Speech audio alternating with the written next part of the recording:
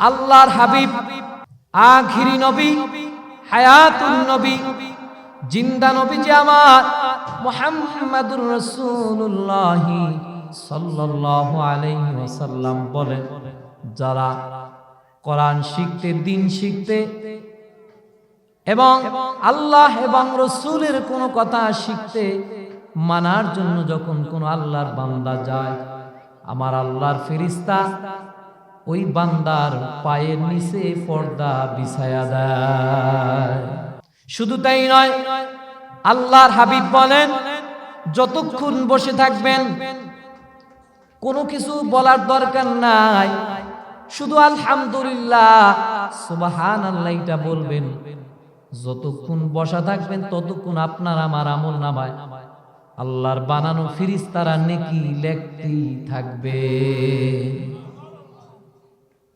আল্লাহর হাবিব, আখিরি নবী, আমাদের প্যারা নবীজি, নূর নবীজি আমার মুহাম্মাদুর রাসূলুল্লাহ সাল্লাল্লাহু আলাইহি ওয়াসাল্লামের উম্মতদেরকে আমার আল্লাহ এতটা সুযোগ দিয়েছেন, এতটা সম্মান দিয়েছেন, পৃথিবীর অন্য কোন নবীদের উম্মতদেরকে এতটা সম্মান দেন নাই। সুবহানাল্লাহ পড়েন।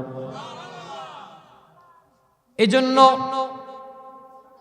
আপনি আমি বিনা দরখাস্তেই পৃথিবীতে এসেছি। আপনি আমি আল্লাহর কাছে বলি নাই, রে আল্লাহ আপনি আমাদেরকে আখিরি নবীর উম্মত বানান, বলছেন নাকি? বলি নাই।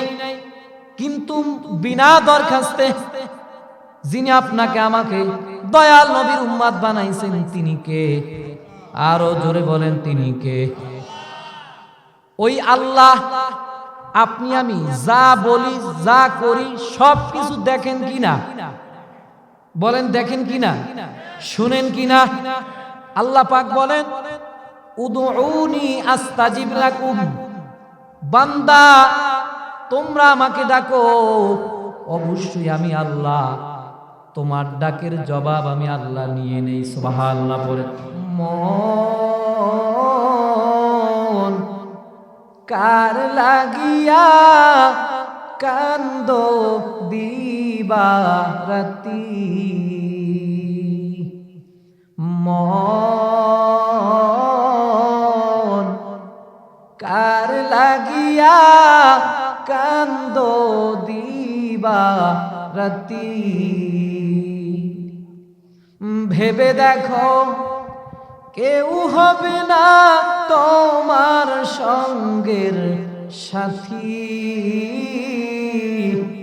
কার লাগিয়া কান্দো দিবারাতি। ঠিক কিনা? মন কার লাগিয়া কান্দো দিবারাতি, মায়ার জলে বন্দি হইয়া বান্দা সুখের ঘর, পরকে লইয়া করছো বসত আপন কইরা পর, তুমি আজ না হয় কাল বুঝবা একদিন রে, তুমি আজ না হয় কাল বুঝবা একদিন, নিভলে জনম বাতি, কার লাগিয়া কান্দো দিবারাতি। আল্লাহুম্মা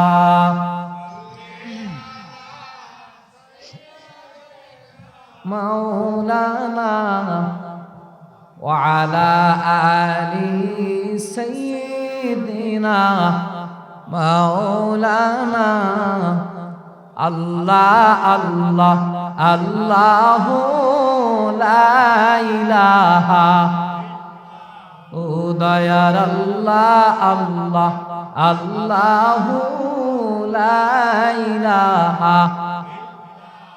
মা আমিনা স্বপ্নে দেখে গর্বে তাহার নূর, নাই কেহ নাই ত্রিভুবনে তাহার সমতুল নবীজি আল্লাহ আল্লাহ লা ইলাহা ইল্লাল্লাহু মুহাম্মাদুর রাসূলুল্লাহ সাল্লাল্লাহু আলাইহি ওয়াসাল্লাম। আলহামদুলিল্লাহ, আজকের এই প্রোগ্রামটি পেয়ে আপনারা খুশি না বেজার?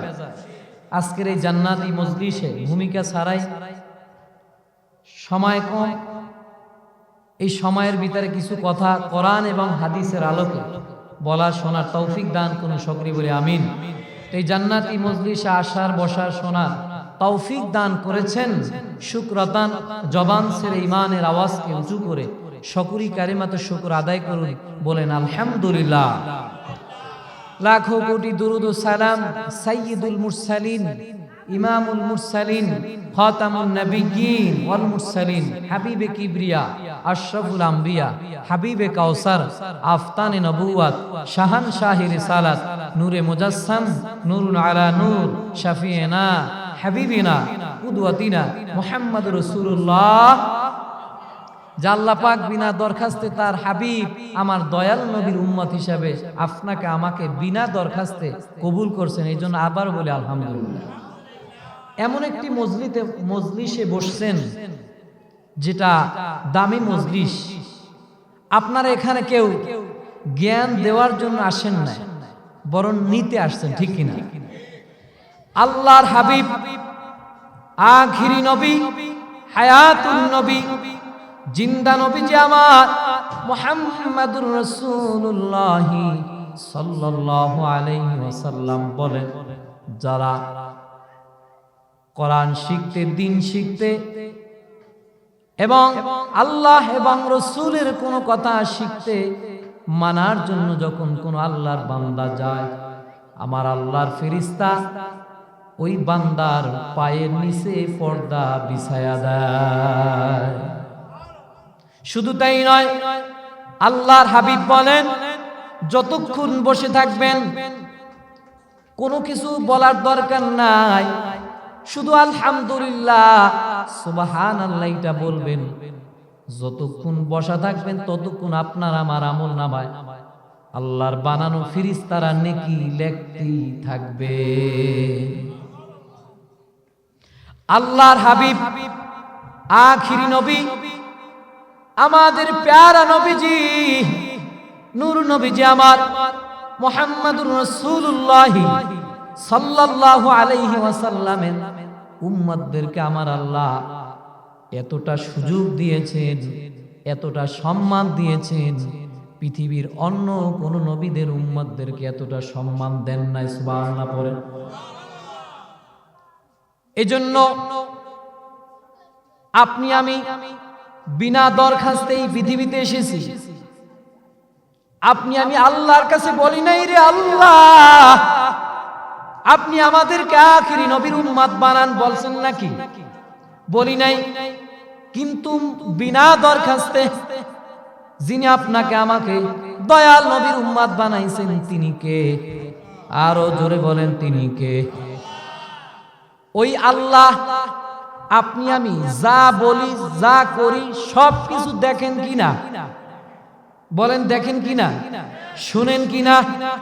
আল্লাহ পাক বলেন, উদউনি আস্তাজিব লাকুম, বান্দা তোমরা আমাকে ডাকো, অবশ্যই আমি আল্লাহ তোমার ডাকের জবাব আমি আল্লাহ নিয়ে নেই। সুবহানাল্লাহ পড়ে।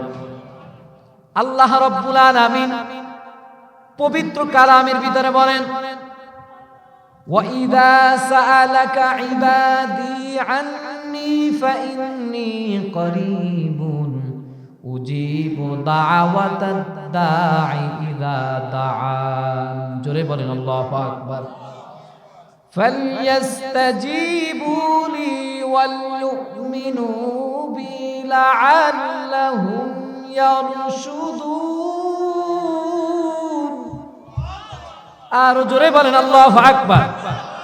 আমার আল্লাহ বলেন, হে আমার হাবিব, আমার বান্দারা যখন আমার কথা যখন আপনার কাছে জিজ্ঞাসা করবে, আমি আল্লাহ কোথায়?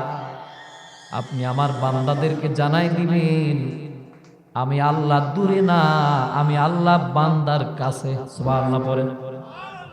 আমার আল্লাহ কাছে না দূরে? জোরে বলেন, কাছে না দূরে? কতটা কাছে? নাহনু আকরাবু ইলাইহি মিন হাবলিল ওয়ারিদ। বলেন আল্লাহু আকবার। আল্লাহ পাক বান্দার কতটা কাছে? এই যে মানুষের সার রগ যতটা কাছে, তার থেকে আমার আল্লাহ বান্দার কাছে। সুবহানাল্লাহ পড়েন। এবং এই যে শ্বাস করেন, শ্বাস নিঃশ্বাস, এই শ্বাস নিঃশ্বাসটা দূরে না কাছে? বলেন, দূরে না কাছে? আর কত কাছে! নিঃশ্বাস না থাকলে তো আপনি বসতেই পারবেন না, ঠিক কিনা? কিছুক্ষণ পর আপনার মোহনপুর দিয়েই নিঃশ্বাসটা বন্ধ, শেষ।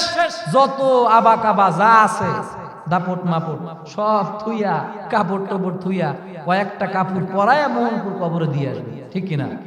আর ব্যস্ত হয়ে যাবে মানুষ, কেউ যাবে কাপড় আনতে, কেউ যাবে কবর খনন করতে, এদিকে মসজিদে যাও, এলান করো, ইমাম সাহেবরে বলেন জানাজা পড়াইবে, একা একজনে ব্যস্ত থাকবে, কখন তাড়াতাড়ি আপনার শোয়াই রাখবে, ঠিক কিনা?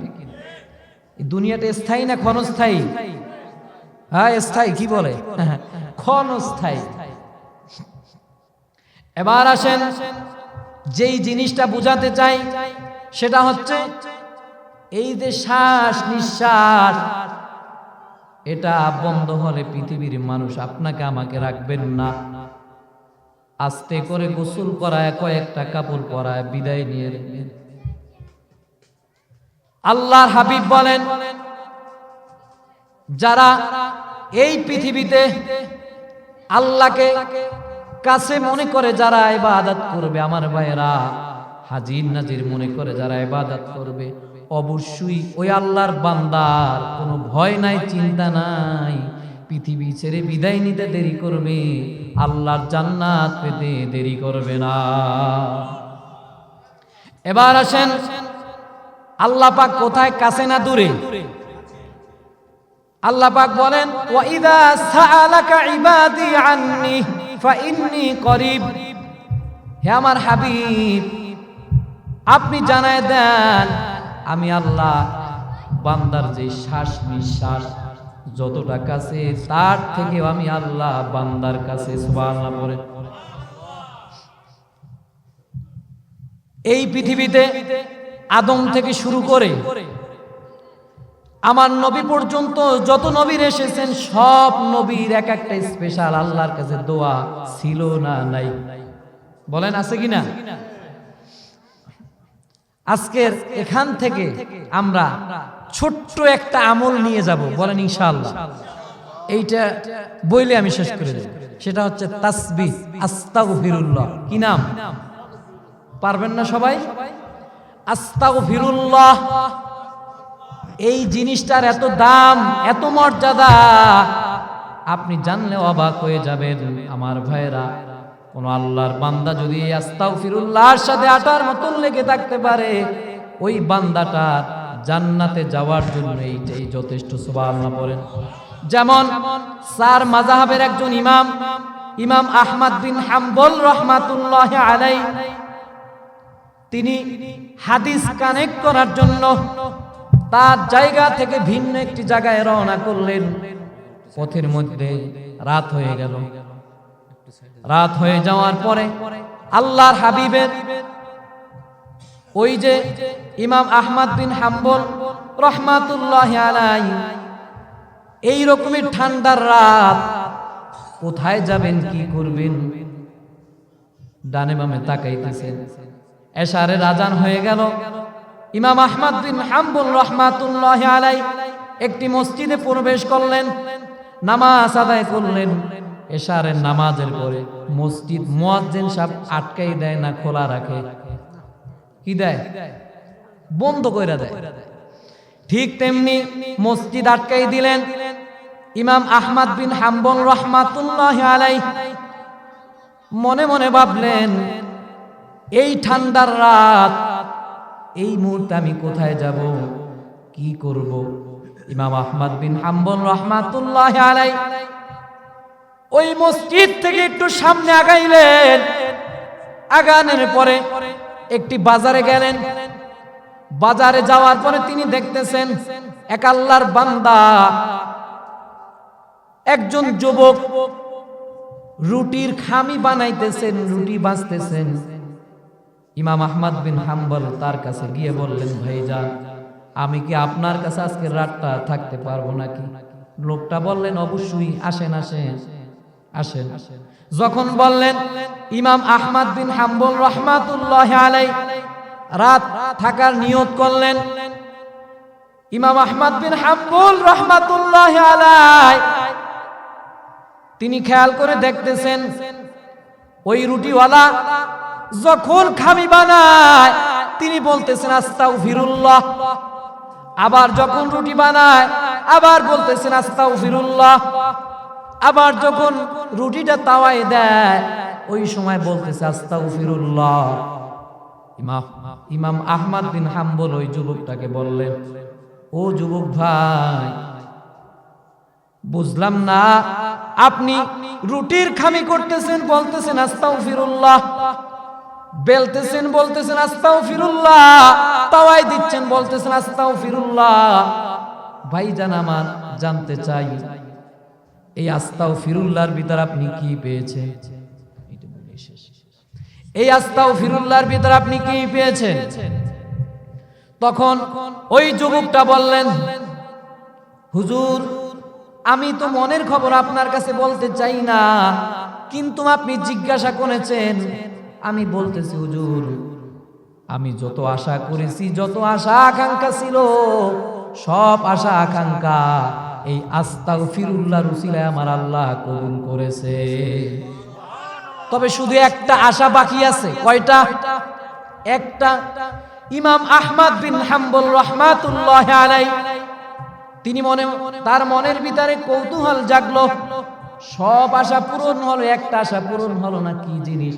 যুবকটাকে বললো, এমন কি আশা পূরণ হয় না? তখন ওই যুবকটা বলতেছেন, হুজুর, আমি শুনেছি এই জমানায়, এই সময় একজন মুহাদ্দিস আছেন, একজন বুজুর্গ আছেন, আমার ইচ্ছা ওই বুজুর্গটার কপালে আমি একটা চুমা দিতে চাই। সুবহানাল্লাহ পড়েন। ইমাম আহমদ বিন হাম্বল তিনি বললেন, ওই হুজুরের নাম কি? ওই যুবকটা বললেন, হুজুরের নাম আমি যতটুকু জানি তার নাম হচ্ছে ইমাম আহমদ বিন হাম্বল। সুবহানাল্লাহ পড়েন। ইমাম আহমদ বিন হাম্বল এই কথা শোনার সাথে সাথে যুবকটাকে বললেন, ও যুবক, আর তোমার খোঁজ করার দরকার নাই, মনে হয় এই আস্তাগফিরুল্লাহর উসিলায় তোমার এই আশাটা আল্লাহ কবুল করেছে। ইমাম আহমদ বিন হাম্বলকে খোঁজার দরকার নাই, ইমাম আহমদ বিন হাম্বল তোমার সামনেই উপস্থিত। বলেন তো, এই আস্তাগফিরুল্লাহর পাওয়ার আছে না নাই? করবেন তো ইনশাআল্লাহ? কে কে করবেন না হাত জাগান? আপনারা করবেন না? আমরা সবাই ইস্তেগফার করবেন তো ইনশাআল্লাহ? নারায়ে তাকবীর, নারায়ে তাকবীর, নারায়ে রিসালাত। আজকের মাহফিল সফল হোক, সফল হোক। আজকের মাহফিল যতটুকু বলেছি আল্লাহ পাক এইটুর প্রতি আপনাকে আমাকে আমল করার তৌফিক দান করুন। সকলে বলে আমিন।